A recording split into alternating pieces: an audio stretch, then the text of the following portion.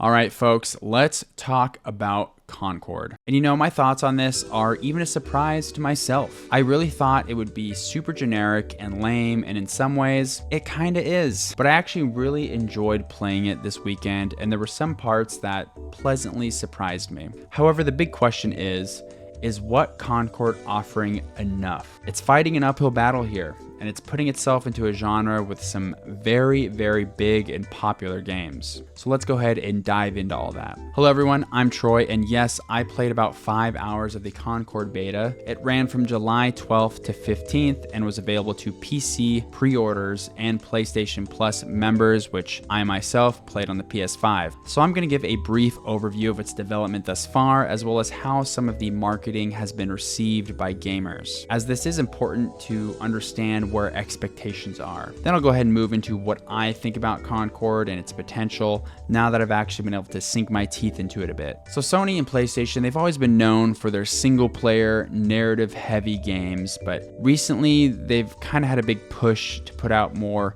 live service, multiplayer focused titles. Their most recent example being Helldivers 2, which was an absolute success. Well, for the most part. There have been some hiccups, but you cannot deny the success that Helldivers 2 has experienced so far. And personally, I really enjoy Helldivers 2. So when I heard they were developing a hero shooter to try and rival games like Overwatch, I thought, you know, Sony has a pretty good track record.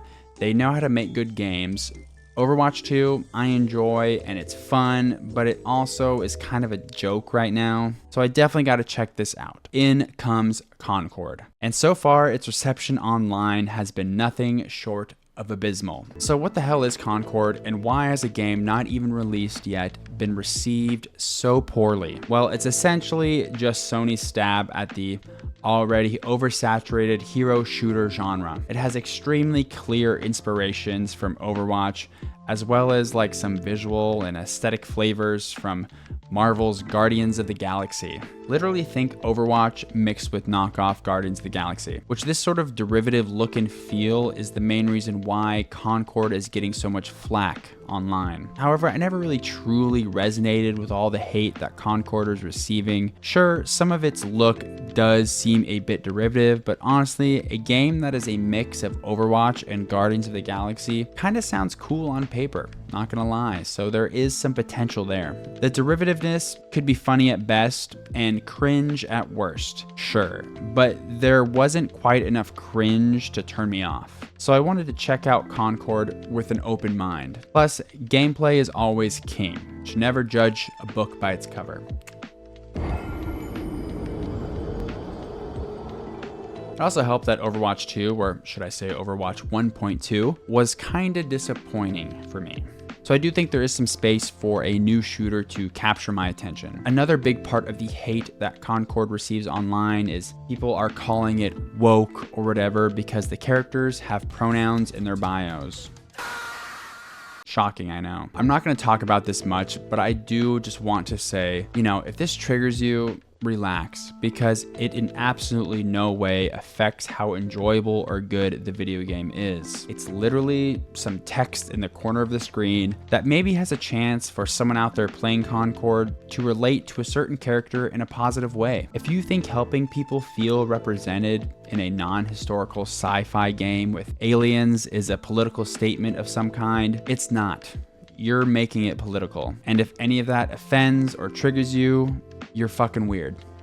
All right, now that that is over, what about the actual game? Let's talk about the video game. Sure, there's all this discourse that it's cringe and woke, but what about what's most important? Is Concord fun to play? Well, honestly, yeah, I kind of enjoyed my time with Concord, and there were a few things that surprised me. For one, the actual nuts and bolts gameplay feels great. There are a lot of ex-Bungie devs behind Concord, and you can definitely see that experience in the polish and feel of the shooting. Guns, weapons, and most abilities feel satisfying to use and properly weighty. The movement is slow compared to most hero shooters. Along with this, the time to kill is very long. Characters can take multiple clips to take down, and engagements can get lengthy. The slow movement and long TTK combine to make the gameplay feel quite slow and tactical. but not so tactical in the sense that if you make one wrong move or position, you're completely fucked. And players are still bold enough to make big plays. Now, this pacing is definitely not going to be for everyone. However, I actually really enjoyed this slower pace personally. I'm getting a bit older now, so real fast-paced run and gunners like Apex or even Overwatch can really test my reaction time. This pacing really puts an emphasis on strategy, positioning, and smart ability placement, with the actual shooting ability taking a step back. Concord does feature a dodge ability and is different for each character. Some might only dodge in the air. Some might have a longer dodge. One character goes invisible and another one creates a clone of itself. I love the dodge, and I think this was a very clever way to mitigate the potential sluggishness you might feel in some high intensity situations, while also reinforcing an emphasis on smart ability usage. These movement mechanics, while again not for everyone, I believe they do help Concord stand out in the genre and have the potential to carve out a niche. I also enjoy the lack of role restrictions, and there is a real emphasis on changing characters, or rather in Concord they are called free gunners. In Overwatch, you have 1 tank, 2 DPS, and 2 support. Here in Concord, there's no such restrictions. However, that does not mean that each free gunner does not have a specific role. There are 6 classes in Concord: Anchor, Breacher, Tactician, Haunt, Warden, and Ranger. These classes are a pretty loose definition though, as some Anchors can do a lot of damage, or some Wardens might have healing abilities. The class really only is a generalization of a playstyle, but also has to do with the crew bonus that the character gives, which are passive buffs passed down when you spawn in as another character. For example, the Breacher crew bonus decreases your dodge cooldown. Spawn in as a Breacher, then next spawn in as another role, the crew bonus will stick. This obviously incentivizes switching your character frequently. I think most players in the genre will stick to 2 to 3 mains and rarely like to stray. Concord says, no. We want you to swap characters a lot. It's kind of a bold move, and I don't think everyone's gonna enjoy it, but one that again helps it stand out a bit. For me, I'm the kind of player who struggles to stick to only one character. You know, I'm a variety is the spice of life kind of guy. So again, I enjoyed this mechanic, and it's something we don't really see emphasized anywhere else in the genre. There's also the crew mechanic itself, which basically has you pick 12 free gunner variants to assemble a crew, and these are what you can select going into any given match. What's a variant, you might ask? Well, each free gunner has a few different variants, each having a marginally different passive bonus. I'm not going to break this down too far as it's a bit overcomplicated, but essentially in game modes that don't have respawns, if you win with a certain variant, it's locked out, so it forces you to select another. This I didn't really like. The crew bonus incentivizes you to swap characters, but the crew system itself forces you to swap characters. Big difference. And you can put up to like 3 of the same variant in a crew, so if you really main a certain character, you can pick them a lot, but still, I think this adds another layer that just really is not necessary. Forcing players into one playstyle or another is going to be a really tough sell. Now let's talk about the free gunners themselves. For the most part, I like the characters. They're definitely stronger from a gameplay point of view though. There's a wide array of free gunners here, 16 to be exact, all mostly having unique and cool abilities that are easy to learn but hard to master. There's a big guy with a shotgun, Star Child. Come on, they had to get like that close to Star-Lord. Well, but then he looks like Drax and kind of acts like him too. Anyways, this guy charges in with a shotgun, has armor and melee attacks. Pretty easy to understand. Then there's your classic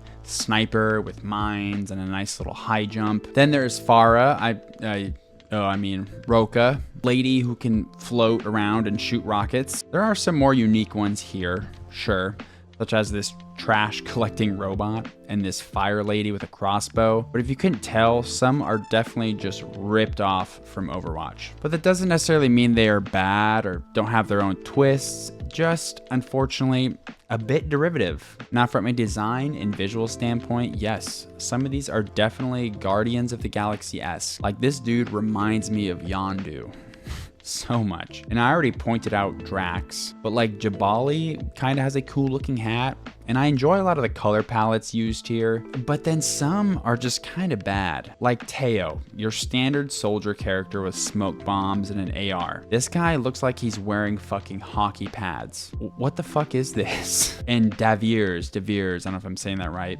What's with this fucking helmet? It looks like they have a trash can on their head, or it's some weird kind of sci-fi beekeeper. Again, I think each free gunner is pretty strong from a gameplay perspective, but from a visual perspective, yeah, it's pretty hit and miss. And you drop a trailer reveal kind of showcasing some of these characters with some pretty weird designs.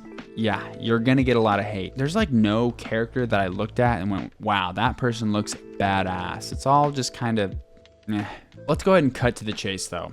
Even with some mid designs and questionable crew mechanics, I still had a lot of fun playing Concord this weekend because at the end of the day, the gameplay is actually pretty good. The free gunners are fun to play around with, the slow and more tactical gameplay feels good, and I like the variety of game modes available here off the rip. And although Concord does take big inspirations from Overwatch, since playing it, it really doesn't feel like Overwatch at all. It definitely does enough to separate itself. Now, just because Concord, can separate itself from Overwatch, that does not mean that people are going to play it. There is one huge issue with Concord: the price. Concord is $40 while Overwatch is free to play. I believe this is just a massive blunder from Sony, and if they don't change it to free to play now, they are going to have to shortly after release, because there is really no reason why a group of friends are gonna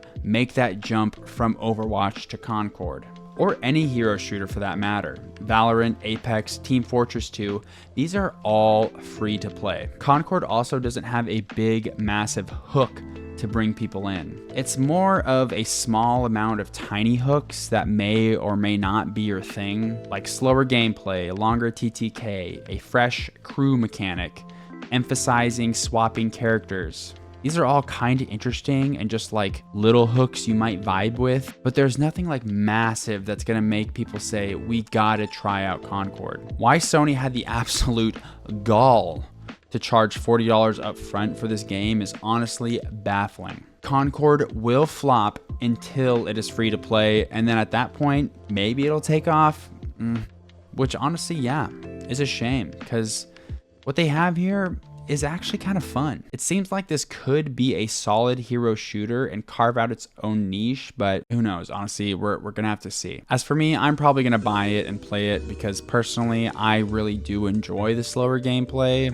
and I'm just kind of like a weirdo who likes to buy all the new games, and I can justify that by saying I'll do a review on it. Plus, I am kind of tired of Overwatch. I don't really like Valorant or Team Fortress 2. I'll do the occasional Apex. But yeah, personally, I do have an itch for a new hero shooter, and Concord's gameplay did kind of resonate with me, so maybe I'm just the perfect target audience. But I really do feel like I'm in the minority here, and people that enjoy this genre, they're gonna stick with their current games because there's no real big reason for them to spend $40 and make the jump. Anywho, thank you so much for watching. If you liked the video, please do not forget to like and subscribe. This was just a quick and chill video sharing my initial impressions of Concord, but I also do